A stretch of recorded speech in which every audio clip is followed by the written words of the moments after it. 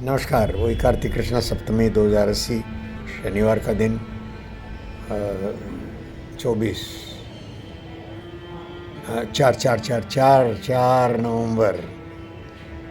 नवंबर 2023 प्रातः के 7:30 के आसपास बोल रहा हूँ मैं। 10-10 मिनट के वीडियो होते हैं। मित्रों, मैं पिछले वीडियो में अभी मेरा ये तीसरा वीडियो है। पिछले वीडियो में मैं इस्लाम और ईसाईयत से हिंदुत्व को अलग रख रहा था और स्वीकार कर रहा था कि हाँ, यह भी मेरी मानसिक बौद्धिक बंधन का कारण है। मैं संघ के संस्कारों में पला बड़ा हूँ, तो संघ के जो गाए हुए गीत हैं और जो विचारधारा और उसी के अधीन रह कर के मैं ये बात स्वीकार करता हूँ, मैं उसके अधीन हूँ विचार के। तो फिर भी मैं हिंदुत्व को इन दोनों पंथों से अलग करके उसका आकलन करता हूँ और मेरी इस बात का समर्थन जो है वो अभी पूरे विश्व के विद्वान लोग और अलग अलग तरह से उसका एक्सप्रेशन आ रहा है। हिंदुत्व के प्रतिनिधि मित्र मोदी जी, उनकी बात पूरा विश्व सुन रहा है और मोदी जी से ही अपेक्षा कर रहा है, आग्रह कर रहा है कि इस युद्ध को रोकने के लिए कुछ करें।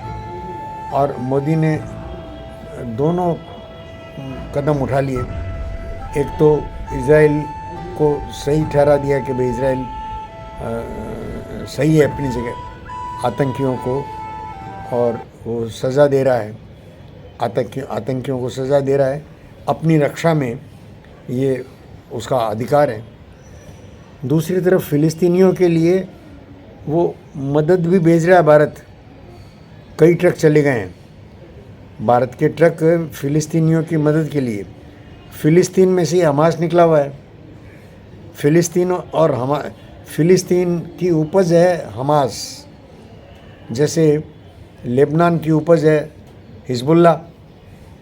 लेबनान गर्व करता है कि हमने हिजबुल्ला को खड़ा किया और वो लड़ेगा अभी इजराइल से। ऐसा एक दुष्चक्र। और भारत की जो सरकार है उसमें भी कई सारे यशस्वी मंत्री जो हैं वो गर्व से स्वीकार करते हैं कि वो संघ के संसेवक हैं और भारतीय जनता पार्टी की विचारधारा को स्वीकार करते हुए और आज अपना जो भी नीतियाँ वगैरह बनती है उस अनुसार बनती है, अच्छी है, उपकार कर रही हैं। अब तक इससे विश्व का उपकार है। लेकिन ये जकड़न मानवता को, नए मानव को, नए बच्चे को स्वतंत्र विचार से बाधित करती है।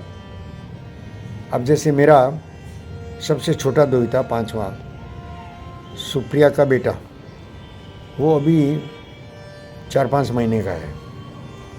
तो 4-5 महीने का है, उसकी मुस्कान, उसकी लीला, उसकी आँखें सब कुछ नए का संकेत देती है कि वो नया कुछ सोचेगा, नया कुछ बोलेगा। भारत और जर्मनी दोनों के संस्कार उसमें सहज तौर पर रहेंगे, क्योंकि जर्मन पिता और भारतीय माता उनके संयोग से बना, और भारत उसकी ननिहाल और जर्मन उसका ददियाल। तो दोनों विचार उसको स्वतंत्र रूप से मिलेंगे। ये उसके साथ बहुत बड़ा एक प्लस पॉइंट है। और उसको मैंने एक प्रसाद रूप में मिला है, प्रेम के फल स्वरूप। वो दोनों के बीच प्रेम हुआ और ये प्रेम विवाह है और बहुत आदर्श प्रेम विवाह है। जर्मनी का लड़का और भारत की लड़की, ये पूरे विश्व को एक करने वाली घटना, उसका प्रारंभ और बहुत बढ़िया तरीके से वैवाहिक गठबंधन। सुप्रिया का विवाह मुझे अभी भी याद है, बहुत एक अद्भुत घटना थी जिसको सब मित्रों ने सराहा था। तो और अभी भी उसका ये जो कैवल्य नाम है, उसका बच्चा मेरा दोहिता, मैं उसकी आंखों में जब जब देखता हूँ, उसके होंठों को स्पर्श करता हूँ, उसके साथ ओ बतियाने की कोशिश करता हूँ उसका ध्यान खींचने की कोशिश करता हूँ। तब तब मेरे मन में स्ट्राइक करता है कि भगवान करे ये किसी पारंपरिक शिक्षा में न बंधे, पारंपरिक पद्धति में उसे न भेजा जाए, वो चाहे कोई भी हो। लेकिन मुश्किल ये है कि साइंस, विज्ञान, गणित और सामाजिक ज्ञान और जो एक व्यक्ति को खड़ा करने के लिए, मनुष्य को सामाजिक बनाने के लिए आवश्यक है, वो चल ही रहे हैं और उसके बिना काम नहीं चलेगा, उसके बिना काम नहीं चलेगा। तो ऐसी एक विचित्र अवस्था में ये मानव समाज जी रहा है। जिस जय कृष्णामूर्ति ने कहा कि मेरी कोई परंपरा न चले, उसकी स्कूल में मेरी पोती पढ़ रही है। देखिए, ओशो ने भी यही कहा था कि ये सारी परंपराएं जो है वो जहर फैला रही हैं। हर परंपरा के विरुद्ध बोला ओशो। मुझे ऐसा लगता है कि शायद इस्लाम के विरुद्ध वो नहीं बोल सका, क्योंकि उसको भी डर था कि इस्लाम के विरुद्ध बोलते ही सरतन से जुदा हो जाएगा।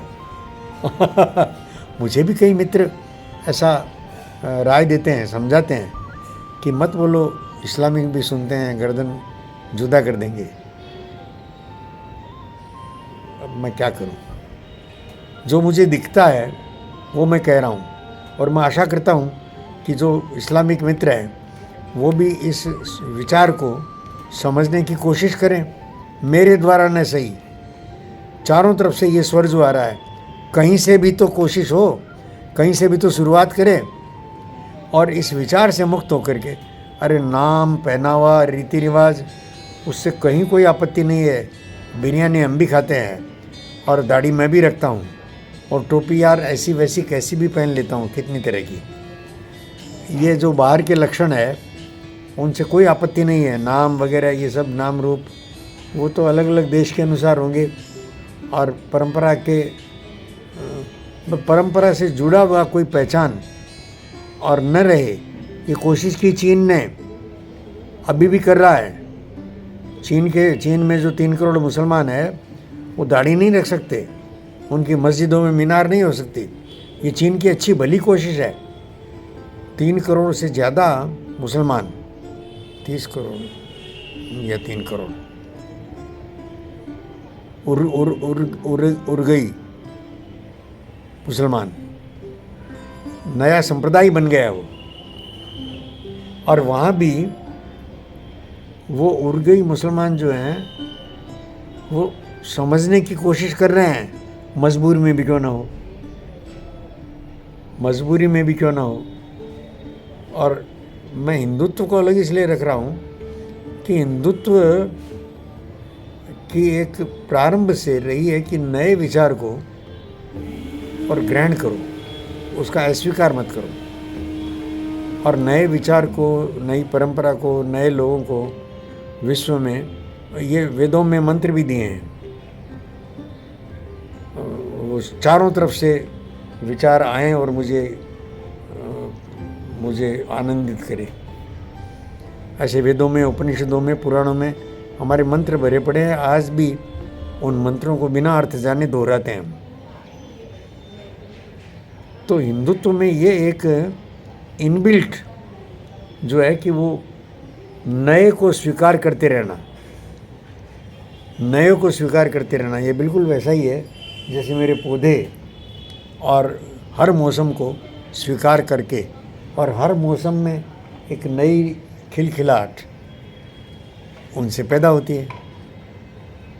ये एक बहुत ही अद्भुत समीकरण हिंदुत्व के साथ जुड़ता है। इसलिए मैं हिंदुत्व को अलग मानता हूँ, इसलिए नहीं कि मैं हिंदू हूँ, नहीं, मैं तो जैन भी हूँ और मैं मुसलमान हूँ। ये मैं कई बार अपने मुस्लिम मित्रों को कह चुका हूँ, भैया कुरान पढ़ा है, तुमसे ज़्यादा अच्छा मुसलमान तो मैं हूँ, क्योंकि कई सारी अच्छी बातों को मैं अपने जीवन में उतारता हूँ, जीता हूँ, तो तुमसे ज़्यादा अच्छा मुसलमान तो मैं हूँ। अरे इंसान हूँ ना, इंसान हूँ। अपनी इंसानियत को बचाए रखने का प्रयत्न मेरा निरंतर चल रहा है मित्रों, निरंतर चल रहा है। और मेरे मन में आशा जगती है कि भाई ये जो नया विज्ञान का प्रवाह है, जो धरती से शुरू होकर के चांद, मंगल, सारे उपग्रहों तक पहुंच रहा है और नई नई खोजें चल रही है, ये कुछ नया रास्ता दिखाएं और वो रास्ता भी जड़ न हो जाए। आइंस्टीन, न्यूटन सब ने कहा कि हमारे इन उपकरणों का दुरुपयोग होना बहुत सहज संभव है। आज AI की दुरुपयोग होने की संभावना से सारा विश्व चिंतित है, और इसका सदुपयोग हो तो बहुत अद्भुत। मैं AI को समझने का वो प्रॉम्प्ट थ्योरी से और समझने का प्रयत्न कर रहा हूँ मित्रों, AI के अच्छे स्वरूप को समझ करके। और मैं स्वयं कामना करता हूँ और रास्ता देख रहा हूँ कि मुझे और अपने ऑफिस में रोबोट की मदद मिले। मेरे ऑफिस में रिसेप्शन जो हो, कम से कम रोबोट बैठे, इंसान क्यों बैठे? क्योंकि मेरा ऑफिस जो है वो नई टेक्नोलॉजी में काम कर रहा है। ये मेरी कामना है। और ये नयापन जो पूरे कण कण, पल पल नया है, हर पल नया है, हर कण नया है, इस बात को देखना आदमी को आ जाए। इतनी सी शुभकामनाएं, आगे पीछे सब कह दिया इसमें मैं। नमस्कार।